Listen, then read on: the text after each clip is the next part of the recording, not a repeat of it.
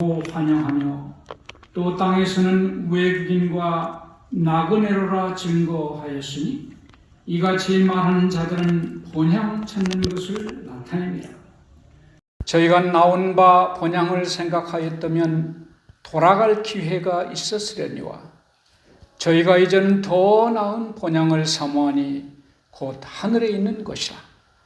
그러므로 하나님이 저희 하나님이라 일컬음 받으심을 부끄러워 아니하시고 저희를 위하여 한 성을 예비하셨느니라.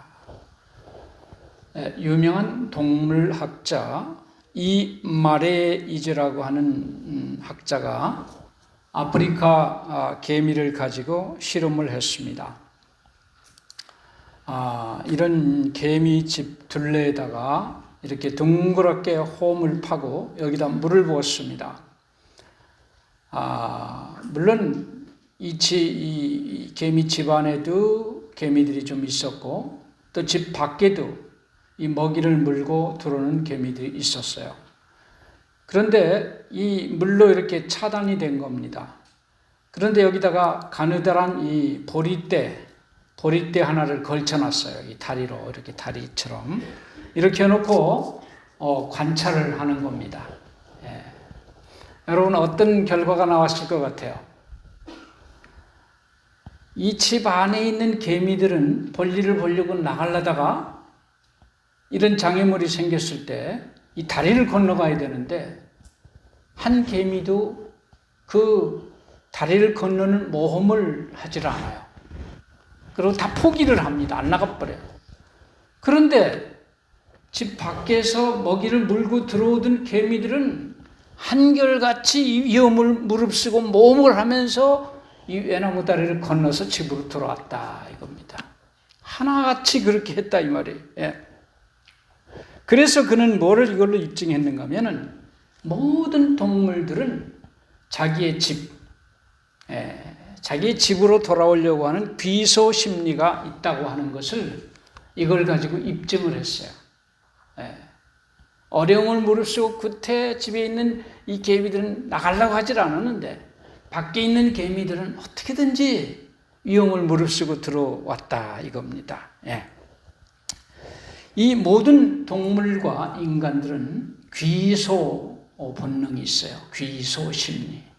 이 귀소 본능이라고 하는 것은 자기의 생명이 시작된 것으로 돌아가려고 하는 그런 마음입니다. 그곳이 가장 그의 생명체에서는 그게 가장 편한 곳이에요. 이 세상에서 가장 편하고 참된 쉼이 있는 곳이 바로 자기의 생명이 시작된 곳 그곳입니다. 그래서 그곳을 향해 돌아가려고 하는 마음이 있다고 하는 겁니다. 그래서 우리가 잘 아는 대로 이 연어들이 한 3년 이상을 북태평양에서 있다가 목숨을 걸고 자기 고향 우리 한국으로 말하면 남대천까지 돌아옵니다. 또 기러기들도 수만 킬로를 걸어서 자기가 부화됐던 그 장소로 다시 돌아가서 그곳에서 알을 낳고 그곳에서 죽어갑니다. 이 귀소 본능이 이 여러 나라 사람들도 있지만은 아주 강한 나라가 우리나라 사람 같아요. 우리나라도 옛날에도 어떤 풍습이 있었는가 하면 전쟁이 일어났을 때 이제 장정들이 이제 동원이 돼서 갈 때 떠나기 전날 밤에 특별한 행사를 많이 했어요. 어떻게 했는가?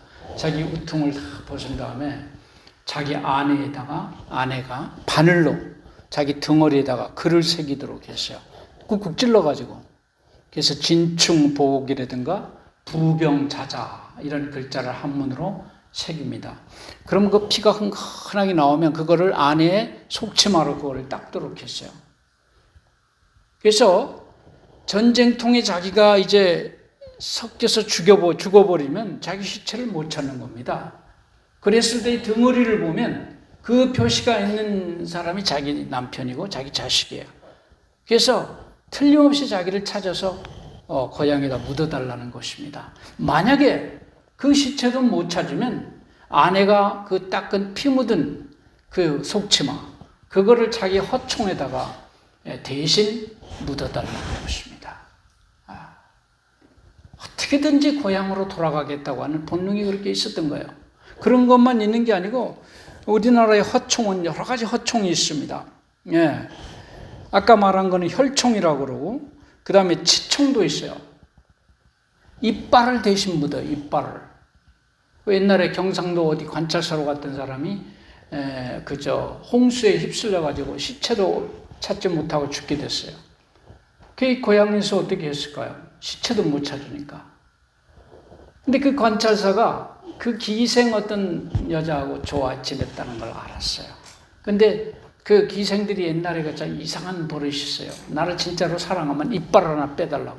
그래서 이빨 빼준 게 하나 있다는 걸 들었어. 그래서 그 이빨을 달라고 하니까 기생이 공짜가 어딨냐고. 그 100냥을 요구를 했어요. 그다음에 굉장히 큰 돈입니다. 100냥 주고 그 이빨 사다가 그걸 묻었어요. 어총에다가.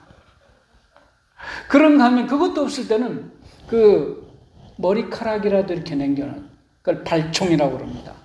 그 다음에 그것도 안 되면 손톱이나 발톱을 또 깎아놨다가 그것도 묻어요. 그걸 조총이라고 그래요. 예, 손톱 조자. 예. 그래서 그건 뭘 나타내는가 하면 우리 민족이 얼마나 고향으로 돌아가기를 원한다. 자기 몸뚱아리는 없어졌어도 시총도 있어요.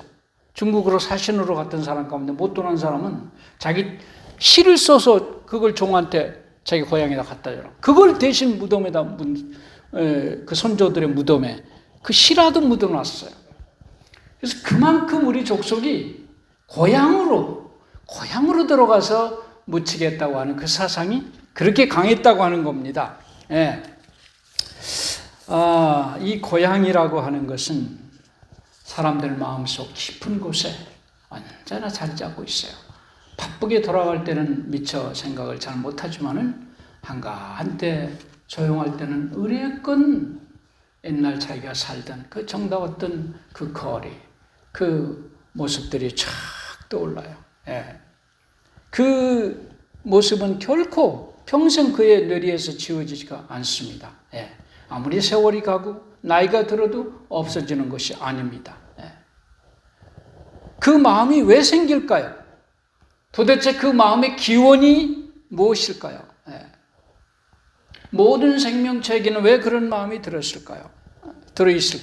예. 우리 한국 족속보다 귀소 본능이 조금 더 강한 족속이 하나 또 있어요, 있기는. 예. 어느 족속인 줄 아십니까? 유대인들이에요, 유대인들. 그들에게는 시오니즘이라는 게 있어요. 시온, 예루살렘으로 돌아가야 된다고 하는 사상이 아주 강합니다. 예. 그들은 주전 2500년 바벨론의 나라를 뺏기고 난 이후로 국가 없이 떠돌아다니는 족속이 됐어요. 예. 도중에 잠깐 나라를 이뤘지만은 다시 또 잃어버리고 계속 그랬어요. 예. 그러다가 1947년에 2차 대전이 끝나고 난 다음에 그들이 진짜로 독립을 얻었습니다. 그랬을 때 그 사람들이 각처에 있다가 다 돌아왔어요. 예. 돌아왔어요. 지금도 그 아랍 사람들하고 그 예루살렘이 몇 조각으로 나눠져 있잖아요. 그 아랍 사람들한테 와서 갑자기 총각에서 이 사람들이 1000년 이상 거기를 차지하고 살았거든요. 그런데 엉뚱하게 유대인들이 오더니 발로 툭툭 차면서 나가 이놈들아, 이거 우리 조상이 우리한테 준 땅이야. 나가 하니까 이게 무슨 이런 게 있냐고 해가지고 안 물러나겠다고. 근데 그 싸움은 지금도 계속되고 있어요. 그건 어느 족속 하나가 없어져야지 그건 절대로 끝나지 않는 전쟁입니다. 예. 이 구소련이 해체되었을 때 러시아의 경제 대란이 일어났는데 그 이유는 뭔가 하면은 소련의 경제 주축이었던 유대인들이 한꺼번에 빠져나갔기 때문에 그렇게 경제 대란이 일어난 것입니다. 네.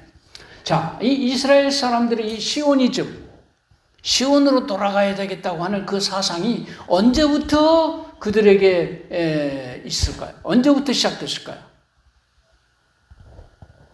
학자들은 주전 586년 바벨론에게 나라를 빼앗길 때부터 그것이 일어났다. 나라를 뺏기고 바벨론으로 갔을 때부터 생겼다고 한 사람도 있습니다. 아니에요. 그보다 전입니다. 그럼 언제일까요? 모세에 의해서 가나안에 정착하기 이전부터입니다. 우리 이 유대인들의 이 시오니즘은 하나님께서 이스라엘 민족의 국부였던 아브라함에게 주셨던 언약에서부터 출발을 합니다. 창세기 12장 1절 여호와께서 아브라함에게 이르시되 너는 너의 본토와 친척과 아비집을 떠나서 내가 네게 지시할 땅으로 가라.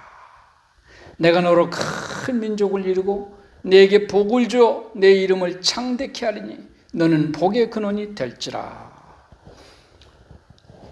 이 하나님이 아브라함에게 주신 모든 이 복의 시작은 이 약속의 땅에서부터 시작을 합니다. 약속된 땅, 본향, 이것이 바로 그들의 소망의 기초가 되는 것이에요. 그런데 히브리 11장 9절에 보면 믿음으로 저가 외방에 있는 것 같이 약속하신 땅에 우거하여 동일한 약속을 유업으로 함께 받은, 유업이 뭐예요? 약속이에요. 똑같이 하나님 아브라함과 이삭과 야곱이 똑같이 유업을 받았는데 동일한 약속을 유업으로 함께 받은 이삭과 야곱으로 더불어 장막에 거하였으니 이는 하나님의 경영하시고 지으실 터가 있는 성을 바랐습니다. 그때부터 그들은 약속을 유업으로 받는 사람들이 된 것이에요. 그때부터 그들의 태어난 본향이 아닌 제2의 본향, 언약의 땅, 약속의 땅, 그것이 그들의 본향으로 그때부터 바뀌게 된 겁니다. 이 믿음의 노덕들에게 있어서는 태어난 본향이 아닌 언약의 본향, 그것이 그들의 본향으로 바뀌는 순간입니다.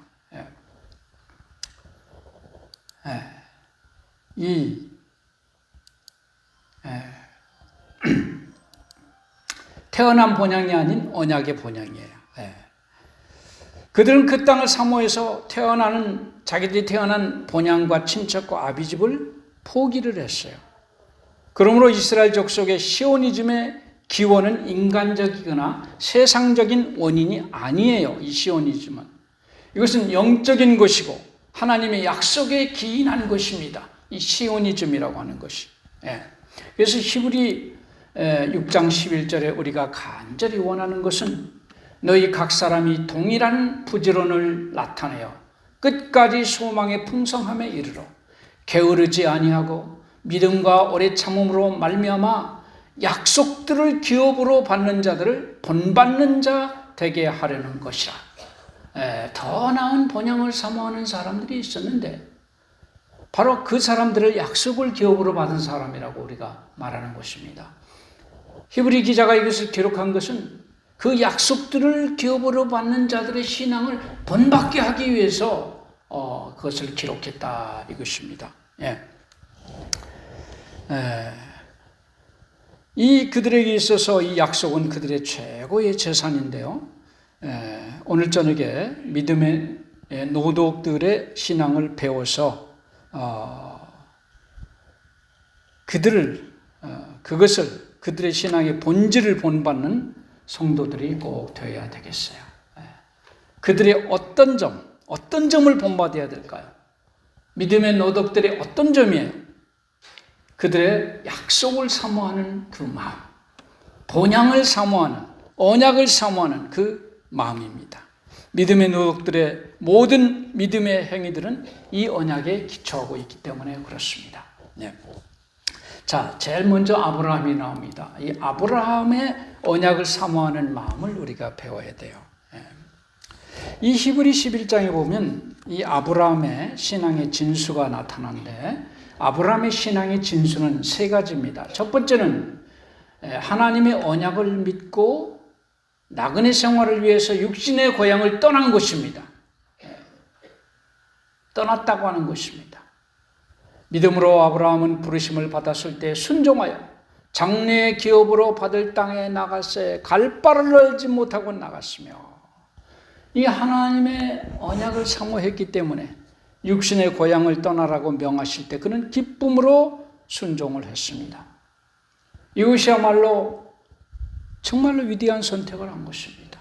그의 삶의 성질이 바뀌는 것입니다. 육적인 삶에서 영적인 삶으로 바뀌는 것입니다. 세상적인 부귀와 안락과 쾌락과 이런 모든 이 세상 사람들이 사는 삶의 모든 그 방식을 완전히 바꾸는 거예요. 모든 세상 사람들은 이 땅에서 평안하고 잘 사는 것이 삶의 목적인데, 이 특별한 족속은 이때부터 이상하고 특별한 삶을 선택한 것입니다. 이걸 버리고 영적인 삶, 하늘을 바라보면서 사는, 이 땅에서는 외국인과 나그네가 됐지만 그걸 바라보고 사는 삶으로 이걸 선택한 순간 바뀌는 거예요. 네. 떠난 겁니다. 그 평안한 성 안에서의 안락하고 평안한 생활 다 버리고 자청해서 정말 거주 형태 이 텐트 생활을 100년이나 하면서 가장 살기 힘들고 참 불편한 삶의 방식을 스스로 택해서 외국인 속에서 어렵고 힘든 삶을 선택해 나간 겁니다. 네, 놀라운 일이에요. 이것이 첫 번째 그의 신앙의 진수고, 떠난 것, 세상을 떠난 겁니다. 두 번째로 약속의 땅에 우거한 것입니다. 약속의 땅을 떠나지 않는 것입니다. 하나님께서 이 아브라함에게 그 약속의 성취의 조건으로 한 가지를 명하셨는데, 그것은 뭔가 하면은 애굽에 내려가지 말고 내가 네게 지시하는 땅에 거하라. 이 땅에 유하면 내가 너와 함께 있어 네게 복을 주고 내가 이 모든 땅을 너와 네 자손에게 주리라. 이렇게 약속을 했어요. 그래서 믿음으로 저가 에방에 있는 것 같이 약속하신 땅에 우거하여 동일한 약속을 유업으로 함께 받은 이삭과 야곱으로 더불어 장막에 거하였다고 하는 것입니다. 어떤 일이 있더라도 그 땅을 떠나지 않고 그곳에 거했어요. 그런데 지금 그 팔레스타인 땅은 하나님께서는 그에게 영원한 기업으로 주겠다고 그렇게 약속을 했어요. 몇 년만 그냥 그와 그의 후손들이 몇 대만 사는 게 아니고 영원토록 기업이 되게 하겠다. 그래서 그건 무슨 뜻인가 하면은 장차 예수님께서 재림하고 난 후에 바로 그 땅이 새하늘과 새 땅의 그 수도가 되고 바로 그곳의 주인공이 되겠다는 뜻으로 아브라함이 믿음으로 받아들였다고 하는 것입니다. 여러분, 우리가 하늘에 가면 얼마밖에 못 살아요? 1000년 살아요. 그러나 다시 이 땅에서 영원히 사는 겁니다. 그렇죠? 그걸 바라본 거예요. 그걸. 그래서 그 땅을 사모한다는 의미로 어떤 일이 있더라도 그걸 떠나지 않았어요. 가장 당시 살기에 불편한 거주 형태였지만 그 안락한 생활을 포기하고 나그네와 같은 삶을 시작을 했어요. 그래서 아브라함은요, 흉년이 들거나 어려운 일이 닥칠 때, 되게 어려운 일 닥치면 어디로 돌아갑니까? 우리가 IMF 딱 당했을 때 도시에서 실직하면 어디로 갔어요? 되게 고향으로 가요. 고향 가면 붙이던 땅도 있고 빈집도 일가 친척이 있고 이거 부쳐 먹으라고 하니까 살 수 있잖아요. 근데 아브라함도 어려움 당했어요. 흉년 들었어요. 옛날에 흉년이면 죽는 거예요. 지금처럼 뭐 공산품이 있고 다른 무슨 벌어먹고 살 게 없어요. 흉년 들면 죽는 거예요. 그런데 고향으로 안 가고 정반대로 갑니다. 저 갈대아우르가 고향인데요. 정반대쪽으로 가요. 왜? 고향으로 가다가 잘못하면 붙잡히면 못 나올까 봐. 그랄 지방으로 가가지고 흉년을 넘깁니다. 그 다음에 또 아내 사라가 죽었을 때 죽으면 돌아가셨다고 그러죠. 왜 돌아가셨다고 하는 줄 아세요? 고향으로 가기 때문에 그래요. 고향으로 가 묻혀요, 대개. 그런데 아브라함은 그렇게 하지 않고 해쪽 속의 땅, 지금 하나님께서 약속으로 주신 이 땅, 그러나 지금은 해쪽 속에 차지하고 있어요. 이 땅을 돈을 은 400을 주고 삽니다. 굳이 삽니다. 자, 그것이 지금 그 자리가 헤브론에 지금 아브라함의 무덤, 이삭과 야곱의 무덤 이 속에 있어요. 이 속에 여기 아브라함의 무덤이 있어요. 여기 히브리어로 아브라함 무덤이라고 써 있습니다. 이 막벨라 굴이 이 속에 있어요. 이 속에. 지금 헤브론에 있어요. 이스라엘. 아브라함이 묻혔던 그곳입니다. 왜 이곳에 안 떠나고 자기 아내를 이곳에다 묻으려고 했을까요? 굳이. 하나님이 이 땅을 우리에게 주셨다.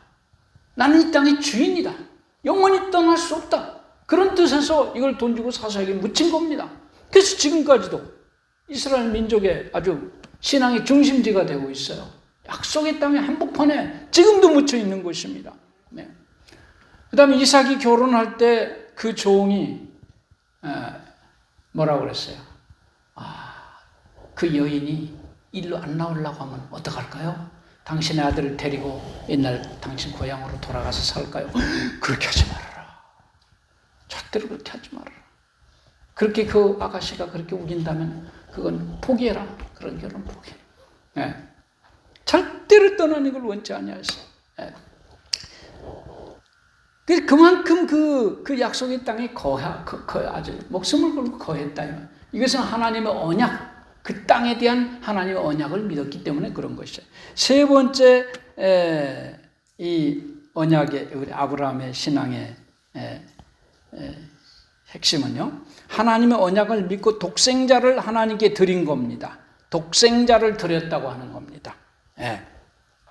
아브라함은 시험을 받을 때 믿음으로 이삭을 드렸으니, 드리는 신앙이에요. 저는 약속을 받은 자로되 그 독생자를 드렸느니라. 아브라함이 어떻게 해서 아들을 갖다가 하나님 앞에 죽여서 제물로 드릴 수 있었을까요? 그건 부활의 신앙 때문에 그랬어요. 저에게 이미 말씀하시기를 내 자손이라 칭할 자는 이삭으로 말미암으리라 하셨으니 저가 하나님이 능히 죽은 자 가운데서 다시 살리실 줄로 생각한지라. 비유컨대 죽은 자 가운데서 도로 받은 것이라. 여기 저에게 이미 말씀하시기를 네 자손이라 칭할 자는 이삭으로 말미암으리라. 여기 이제 창세기 21장 12절에 그 말씀을 인용한 거예요. 하나님이 아브라함에게 이르시되 내 아이나 내 요종을 위하여 근심치 말고 사라가 내게 이른 말을 다 들으라. 이삭에게서 나는 자라야 내 씨라 칭할 것임이라. 자, 아브라함이 자기 아들 이삭을 죽인다고 해도 하나님이 다시 살리실 줄로 어떻게 확신할 수가 있었느냐? 하나님이 야 걱정 마, 너 죽여도 내가 네 아들 살려줄게 이렇게 말한 적이 있습니까? 없어요. 그 누가 그걸 가르쳐 줬을까요? 아브라함은 이 약속의 말씀, 이삭에게서 나는 자라야만이 네 씨라고 칭할 것이라, 이 말씀을 믿었던 겁니다. 틀림없이 이삭을 통해서 하나님의 언약은 이루어질 것인데 이걸 죽여버리면 이 언약을 이루려면 하나님이 다시 살리실 수밖에 없다. 이렇게 스스로 믿은 거예요. 말씀을 통해서. 예, 진정한 믿음입니다. 그래서 여러분, 이 부활의 신앙은 어디서 나왔을까요? 이 부활의 신앙은 아브라함의 언약에 대한 확신 때문에 나온 겁니다. 하나님이 그 약속을 해줄 걸 반드시 이루어줄 것이라는 그 확신 때문에 부활의 신앙이 나온 거예요. 부활의 신앙이. 예. 자, 아브라함의 믿음이 언약을 사모하는 마음이 그렇게 확실하고 간절했습니다. 그렇기 때문에 이 세 가지가 그에게 가능했어요. 본토와 친척 집을 떠날 수 있었고 약속하신 땅에 1세기 동안 75세에 떠나서 175세 죽을 때까지 장장 100년을 약속의 땅에서 거할 수 있었고 그의 독생자 100살 먹어서 난 아들을 하나님께 드릴 수가 있는 것은 언약에 대한 믿음 때문에 그렇습니다. 아멘? 그 다음에 이삭은 또 얼마나 언약을 사모했을까요? 히브리 11장 10절 믿음으로 이삭은 장차 오는 일에 대하여 야곱과 에서에게 축복하였으며. 자, 이삭의 생애가 길지만은 제일 잘한 거는 장차 오는 일에 대해서 야곱과 에서에게 축복기도한 거, 그것이 제일 잘했다는 거예요. 여기 그 내용을 보면 뭘 축복기도를 했을까? 28장 4절에 나옵니다. 아브라함에게 허락하신 복을 내게 주시되. 야곱이 그 아들 뭡니까? 이삭이 야곱에게 하는 거예요. 아브라함에게 이삭이 야곱에게 허락하신 복을 내게 주시되 너와 함께 내 자손에게 주사 너로 하나님이 아브라함에게 주신 땅 곧 너의 우고하는 땅을 유업으로 받게 하시기를 원하노라. 이게 바로 이삭의 축복인데 여기 아브라함의 언약을 상속시켰다고 하는 겁니다. 아브라함의 언약에 대한 그 믿음을 그는 버리지 않았고 자기 때는 이게 성취 안 됐어도 분명히 너에게 성취될 것이다. 내가 이것을 너에게 내 재산 목록 1호로 준다 하면서 그걸 축복으로 그걸 전해준 거예요. 유산으로. 아브라함의 언약을. 그래서 아브라함의 언약에 대한 정확한 상속을 했고 아브라함의 언약에 대한 정확한 이해가 있었기 때문에 그는 믿음의 조상이 될 수 있었어요. 그 다음에 또 역시 야곱은 또 어떤 언약을 사모하는 마음을 가졌을까? 히브리 11장 21절에 보면 믿음으로 야곱은 죽을 때 요셉의 각 아들에게 축복하고 그 지팡이 머리에 의지하여 경배하였으며 두 가지입니다. 죽을 때 요셉의 각 아들에게 축복했다고 하는 겁니다.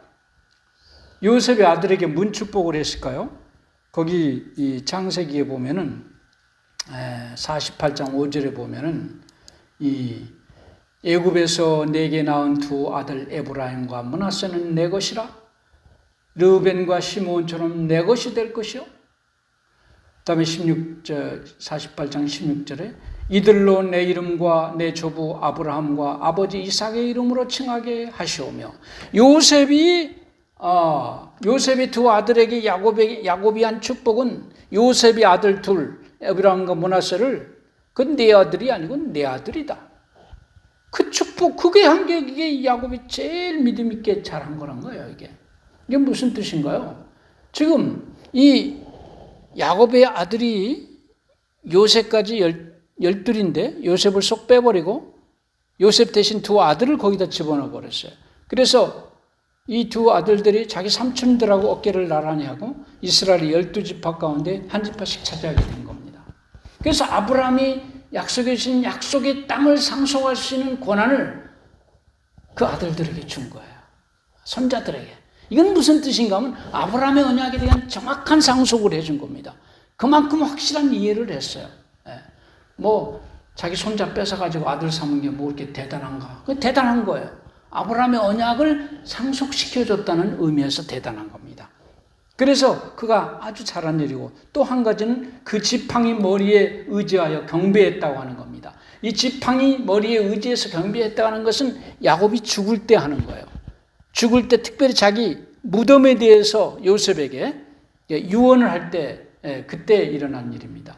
이스라엘이 죽을 기한이 가까우매 그가 그 아들 요셉을 불러 그에게 이르되 이제 내가 네게 은혜를 입었거든 청하노니 네 손을 내 환도뼈 아래 넣어서 나를 인애와 성심으로 대접하여 애굽에 장사하지 않기를 맹세하고 내가 조상들과 함께 눕거든 너는 나를 애굽에서 메어다가 선영에 장사하라. 요셉이 가로되 내가 아버지의 말씀대로 행하리이다. 야곱이 또 가로되 내게 맹세하라. 맹세하니 이스라엘이 침상머리에서 경배하니라. 이게 두 번 나와요. 희한하게 이게 유언이라고 하는 게 말이에요. 그래서 보통 우리 유언하면 뭘 유언해요? 문전 옥답은 큰아들이 차지하고 뒷사는 둘째 놈이 차지하고 뭐 이렇게 하잖아요. 근데 전혀 이 사람은 그게 아니에요. 나주꼴랑 내 조상이 묻혀있는 거기다가 좀 묻어다가 그게 유언이에요. 맹세하라. 맹세할 때마다 경배를 합니다. 이게 무슨 뜻일까요? 이 야곱의 이 심령 속에 지금 애굽 땅에서 객지에서 죽지만 나는 고향 약속의 땅에 가서 우리 조상과 함께 묻히겠다. 그 다음에 주 예수님 재림하는 그날에 그 땅에서 나는 부활해가지고 영원한 이 땅이 새하늘과 새 땅으로 변화되는 걸 보겠다. 나는 그 땅을 차지하겠다. 그런 의미에서 이렇게 유언을 하는 겁니다. 아브라함의 언약에 대한 정확한 이해를 그는 하고 있었던 겁니다. 네. 그래서 이 야곱의 뇌리 속에는 언제나 아브라함의 언약이 차 있었어요. 그가 어렸을 때부터 그렇게 장자가 되기를 그렇게 해가지고 그냥 밭쪽으로 사기치고 그 다음에 무슨 또 그것도 고기 잡아온 걸로 사기치고 변장까지 해가면서 엄마랑 작당해가지고 그 다 뭔가면 부모로부터 들은 이 아브라함의 언약에 대한 것을 듣고 그걸 그렇게 사모하는 마음이 있었기 때문에 그렇게 한 겁니다. 그 다음에 그가 그렇게 해가지고 형이 죽이려고 하니까 도망갈 때도 도망가다가 하룻밤 베델에서 돌베개하고 잠을 잘 때 하나님께서 그에게 무슨 약속을 했어요? 이 땅에 다시 돌아오게 하겠다. 절대 내가 너를 떠나지 않고 약속의 땅, 아브라함에게 주신 약속의 땅으로 다시 돌아오게 하겠다. 언제나 이 야곱은요, 그 약속의 땅을 떠날 때는 다시 돌아온다는 보증이 언제나 있었어요. 이때도 이 외삼촌 집으로 도망갈 때도 그랬지만은 나중에 외삼촌 집에서 밤새 짐 싸가지고 철과 도지를 할 때도 하나님이 나타나가지고 내가 약속의 땅을 너에게 주겠다 그렇게 했고, 그 다음에 요셉이가 애굽의 국무총리로 가가지고 이제 자기를 오라고 초청할 때 그때도 뭐가 제일 두려웠는가면 나는 약속의 땅을 떠나는 게 두려운 거예요. 언제 다시 돌아올 수 있을까? 그렇게 할 때 하나님께서 꿈속에 나타나셔가지고 아무 걱정 말아라. 너 다시 내가 돌아오게 해주겠다. 그리고 요셉이 너의 눈을 감겨주겠다. 걱정하지 말아라. 이렇게 했던 겁니다. 그렇기 때문에 그 성취가 되지 못하고 애굽에서 죽어갈 때 그의 2번이나 경배를 하면서 맹세까지 시키면서 요셉한테 한 게 약속의 땅에다 나를 묻어다오. 그래서 그렇게 한 거예요. 예. 자, 요셉은 또 어땠을까요? 요셉도 여기 히브리 11장 22절에 보면 믿음으로 요셉은 임종시에 이스라엘 자손들의 떠날 것을 말하고 또 자기 해고를 위하여 명하였으며 떠날 것을 말했다. 이건 창세기 25장에 50장에 잘 나타나지요. 요셉이 그 형제에게 이르되 나는 죽으나 하나님이 너희를 권고하시고 너희를 이 땅에서 인도하여 내사 아브라함과 이삭과 야곱에게 맹세하신 땅에 이르게 하시리라 하고, 요셉이 또 이스라엘 자손에게 맹세시켜 이르기를 하나님이 정녕 너희를 공고하시리니 너희는 여기서 내 해골을 메고 올라가겠다 하라 하였더라. 이 말씀을 이스라엘 자손이 떠날 것을 말했다고 하는 것은 반드시 아브라함의 언약의 성취를 위해서 이곳을 떠나야만 한다고 하는 그 말입니다. 그래서 그것을 요셉이 죽을 때 이스라엘 자손에게 너희들 여기를 떠나야 된다. 왜? 우리는 아브라함의 언약을 받아야 되기 때문에 이 땅에 있어갖고는 못 받아. 떠나야 돼. 약속의 땅으로 가야 돼. 그게 요셉의 유언의 제1호입니다. 두 번째는 뭔가 하면은 내 해골을 좀 메고 가라. 해골을 그대로 메고 가라고 하니까 자연이 어떻게 되는 거예요? 그걸 땅속에다 묻을 수가 없죠. 그래서 요셉의 무덤은 이렇게 노출되어 있었어요. 요셉은 의도적으로 그렇게 한 겁니다. 왜 그렇게 했을까요? 무언의 설교를 하기 위해서라고 그랬어요. 이스라엘 백성이 살다 보면은 애굽의 생활에 재미를 붙여가지고 우리는 약속의 후손인지 우리 고향이 뭐 어딘지 다 잊어버리고 여기서 재미 붙이고 살까봐 그것만 보면, 요셉의 이 해골만 보면 아이고 그렇지, 우리가 여가 고향이 아니야. 저 요셉과 함께 우리는 떠나야 돼. 약속의 땅에 가야 돼. 언제나 그것을 잊지 않게 하려고 그렇게 했다고 그랬어요. 여기 보니까 부조와 선지자 상 240페이지 자기의 임종이 가까움을 알고 그는 친족들을 그의 주위로 불렀다.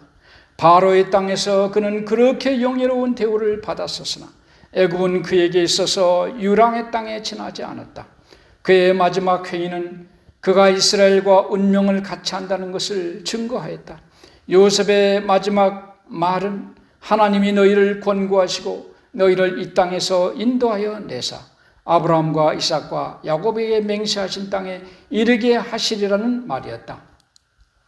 그리고 그는 이스라엘 자손들로부터 그들이 가나안 땅으로 갈 때에 그의 유고를 가져가겠다는 엄숙한 맹세를 받아냈다. 요셉이 110세의 죽음에 그들이 그의 몸에 향재료를 넣고 애굽에서 입관하였더라.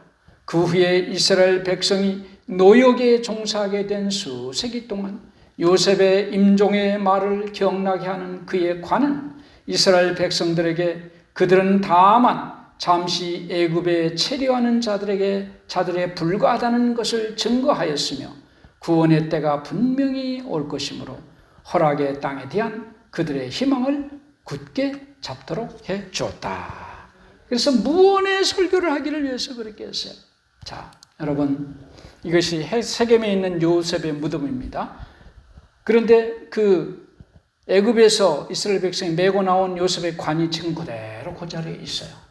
성지순례 가면 요셉의 그 관, 애굽에서 안 묻은 거 그거 지금 있다 이 말이에요. 그 자리에.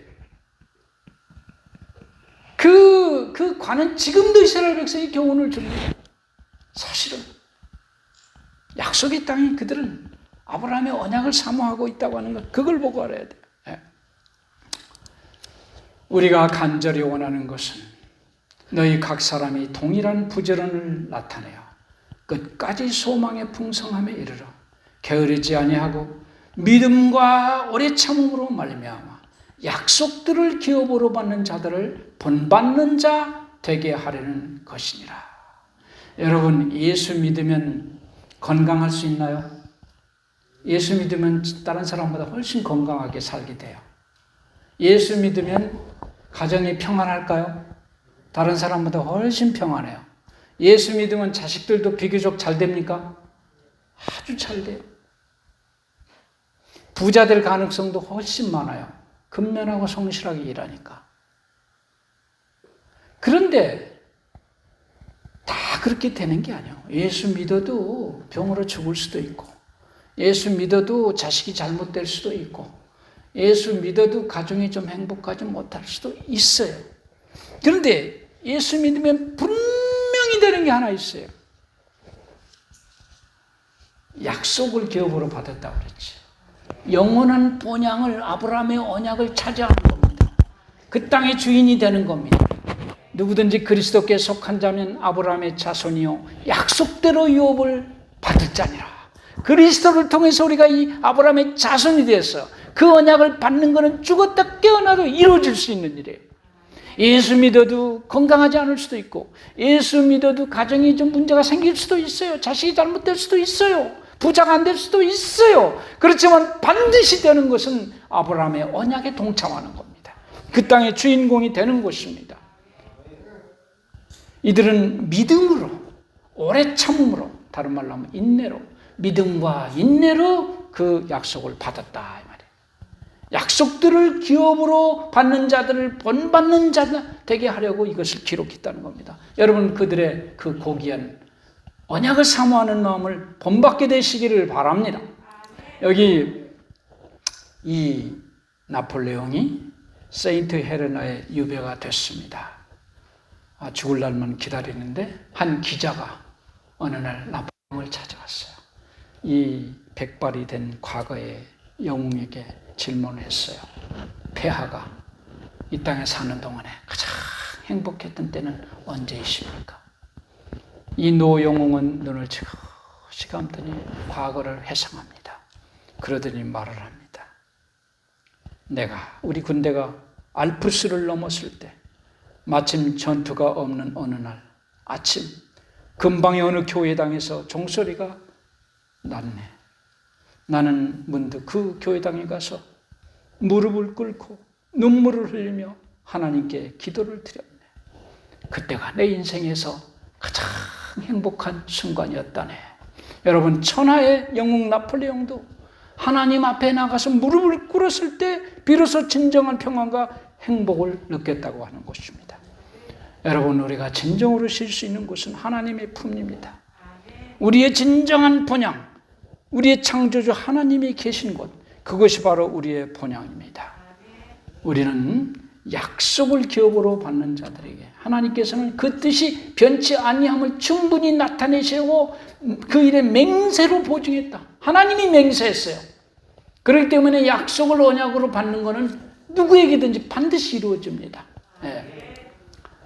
우리가 간절히 원하는 것은 너희 각 사람이 동일한 부지런을 나타내어 끝까지 소망의 풍성함에 이르러 게으르지 아니하고 믿음과 오래 참음으로 말미암아 약속들을 기업으로 받는 자들을 본받는 자 되게 하려는 것이라. 그들의 고귀한 신앙을 본받아서 믿음과 오래 참음으로 꼭 영원한 그 나라의 아브라함의 후손으로서 떳떳하게 그 땅을 상속받는 여러분과 제가 되기를 간절히 바라면서 말씀을 마치겠습니다. 기도하겠습니다. 하늘에 계신 우리 아버지, 오늘 고귀한 믿음의 노독들의 그 하나님의 언약을 사모하는 고귀한 믿음을 본받을 수 있는 기회를 주셔서 감사합니다. 그들처럼 우리는 이 땅에서 외국인과 나그네로 살아가면서 영원한 본향을 사모하며 살기를 원합니다. 그곳에는 다시는 아픔이 없습니다. 그곳에는 다시는 죽음이 없습니다. 그곳에는 다시는 눈물 흘릴 일이나 오해할 일이나 미워할 일이, 속상할 일이 없습니다. 참된 신과 진정한 행복만 있습니다. 분명히 예수님을 통해서 그 고귀한 땅이 우리에게 약속되어 있습니다. 믿는 자, 또 오래 참고 기다리는 자에게 반드시 주시겠다고 하는 그 영원한 본향 꼭 우리가 들어갈 수 있도록 주님이여 인도하여 주시옵소서. 예수 그리스도 이름으로 간절히 기도합니다. 아멘.